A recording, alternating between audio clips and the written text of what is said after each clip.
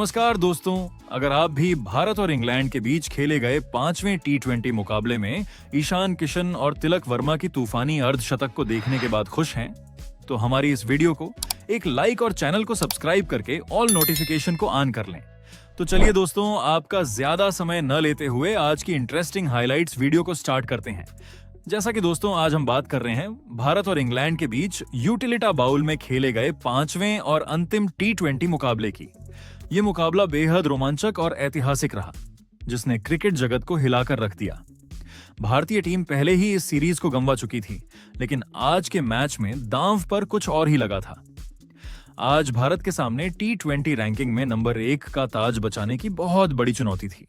अगर भारतीय टीम यह मुकाबला हारती तो उसे इंग्लैंड के हाथों अपनी नंबर 1 की पोजीशन गंवानी पड़ती। इसी बड़े दबाव के साथ भारतीय कप्तान श्रेयस अय्यर टॉस के लिए मैदान पर उतरे। टॉस की बात करें तो भारतीय कप्तान श्रेयस अय्यर ने टॉस जीता और पिच की स्थिति को भांपते हुए पहले गेंदबाजी करने का फैसला किया। भारतीय टीम की रणनीति थी कि इंग्लैंड को एक सीमित स्कोर पर रोका जाए और बाद में लक्ष्य का पीछा आसानी से किया जाए। भारतीय टीम की प्लेइंग 11 में इस मैच में 2 बड़े बदलाव देखने को मिले।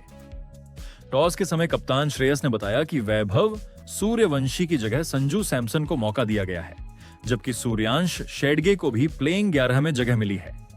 शेडगे वॉशिंगटन सुंदर की जगह खेलेंगे। अब दोस्तों, इंग्लैंड की तरफ से पारी की शुरुआत करने उतरे कप्तान जोस बटलर और फील सॉल्ट। भारत को मैच के दूसरे ही ओवर में पहली बड़ी सफलता मिल गई, जब प्रसिद्ध कृष्णा ने फील सॉल्ट को सिर्फ 6 रन के निजी स्कोर पर सूर्यकुमार शेडगे के हाथों कैच कराकर पवेलियन का रास्ता दिखा दिया। सॉल्ट के आउट होने के बाद ऐसा लगा कि भारतीय टीम मैच पर अपनी पकड़ बना लेगी, लेकिन यह सिर्फ एक तूफान के आने से पहले की शांति थी। फिल सॉल्ट के आउट होने के बाद मैदान पर कदम रखा हैरी ब्रूक ने। शुरुआती कुछ गेंदों पर ब्रूक थोड़े असहज दिखे और जब वह सिर्फ 3 रन पर खेल रहे थे, तब भारतीय ऑलराउंडर शिवम दुबे से डीप में एक बेहद ही आसान सा कैच छूट गया। यह कैच छूटना भारतीय टीम के लिए मैच का सबसे बड़ा टर्निंग पॉइंट साबित हुआ। इस जीवनदान का हैरी ब्रूक ने पूरा फायदा उठाया और फिर जोस बटलर के साथ मिलकर जो तबाही मचाई, उसे भारतीय फैंस लंबे समय तक नहीं भूल पाएंगे। जोस बटलर और हैरी ब्रूक के बीच दूसरे विकेट के लिए रिकॉर्ड तोड़ साझेदारी हुई। दोनों ने मिलकर भारतीय गेंदबाजी आक्रमण को पूरी तरह से तहस नहस कर दिया। मैदान का कोई भी कोना ऐसा नहीं बचा जहां इन दोनों ने शॉट न लगाए हों। भारतीय टीम की फील्डिंग आज बेहद निराशाजनक और खराब रही। भारतीय खिलाड़ियों ने मैदान पर लगातार कई कैच छोड़े और मिस फील्डिंग की, जिसका पूरा फायदा इन दोनों सेट बल्लेबाजों ने उठाया। जोस बटलर और हैरी ब्रूक ने मिलकर दूसरे विकेट के लिए 233 रनों की ऐतिहासिक साझेदारी की। ये टी20 अंतर्राष्ट्रीय क्रिकेट के इतिहास में भारत के खिलाफ किसी भी विकेट के लिए की गई सबसे बड़ी साझेदारी है। जोस बटलर ने आज कप्तानी पारी खेलते हुए मैदान पर चौकों और छक्कों की बरसात कर दी। उन्होंने मात्र 64 गेंदों का सामना किया और 12 शानदार चौकों तथा 8 गगनचुंबी छक्कों की मदद से 131 रनों की तूफानी शतकीय पारी खेली। बटलर का यह रूप देखकर भारतीय गेंदबाज पूरी तरह से बेबस नजर आ रहे थे। दूसरी तरफ हैरी ब्रूक ने भी बटलर का बखूबी साथ निभाया और भारतीय गेंदबाजों पर कोई रहम नहीं दिखाया। ब्रूक ने केवल 45 गेंदों का सामना किया और 4 चौकों तथा 8 शानदार छक्कों की मदद से 95 रन बनाए। वह अपने शतक से मात्र 5 रन दूर रह गए और अंत तक नाबाद पवेलियन लौटे।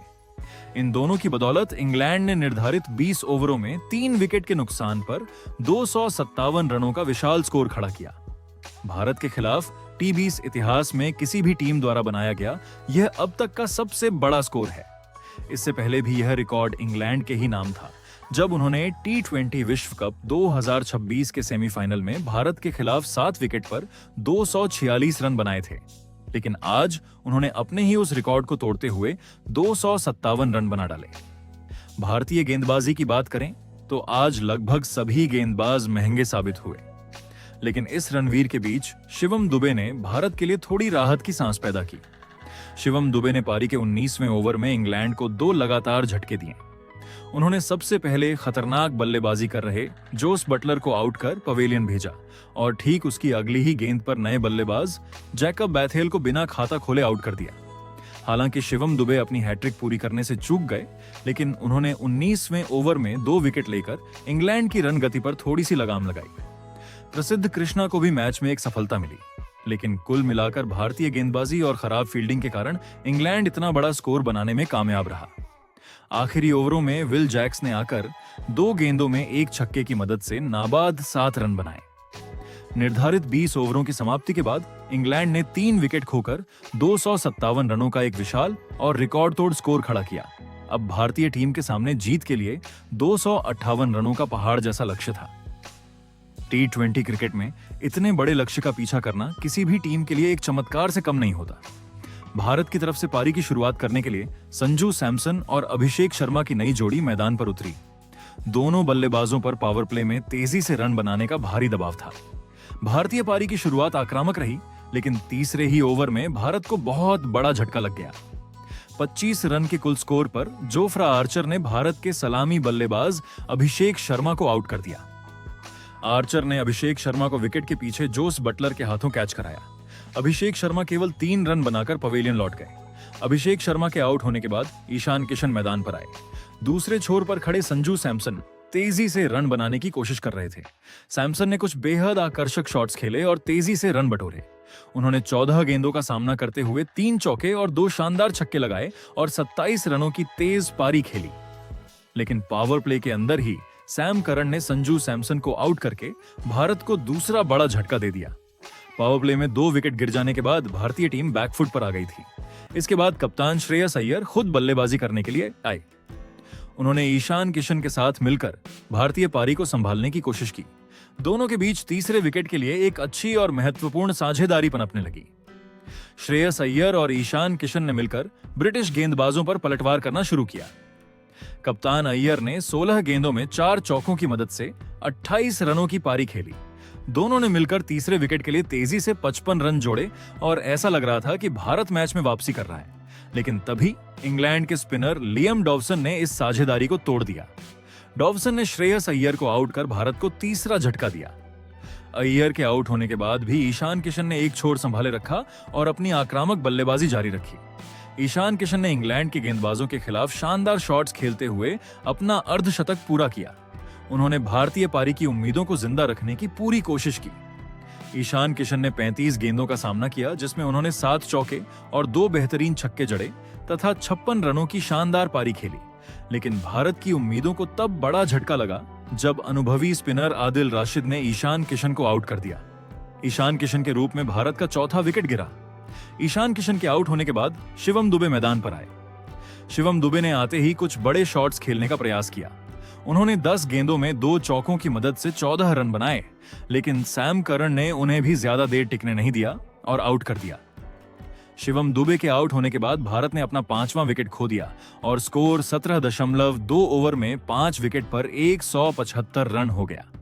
मैदान पर तिलक वर्मा 20 गेंदों में 41 रन बनाकर और सूर्यांश शेडगे 4 गेंदों में 3 रन बनाकर खेल रहे थे। भारत को अब भी जीत के लिए आखिरी 16 गेंदों में 83 रनों की जरूरत थी, जो कि पूरी तरह से नामुमकिन नजर आ रहा था। भारतीय टीम पूरे 20 ओवर खेलने के बाद 8 विकेट के नुकसान पर 201 रन ही बना सकी और यह मुकाबला 56 रनों से हार गई। इस जीत के साथ ही इंग्लैंड ने इस 5 मैचों की T20 सीरीज को 4-0 से अपने नाम कर लिया। जोस बटलर को उनकी अविश्वसनीय 131 रनों की पारी के लिए प्लेयर ऑफ द मैच चुना गया, जबकि हैरी ब्रूक को पूरी सीरीज में शानदार प्रदर्शन के लिए प्लेयर ऑफ द सीरीज के खिताब से नवाजा गया। दोस्तों, अगर आपको यह हाइलाइट्स और स्क्रिप्ट पसंद आई हो तो इसे लाइक और शेयर करना ना भूलें। हम आपके लिए सभी मैच की इसी तरह विस्तार से हाइलाइट्स वीडियो लाते रहेंगे। तब तक के लिए क्रिकेट का आनंद लेते रहें। धन्यवाद।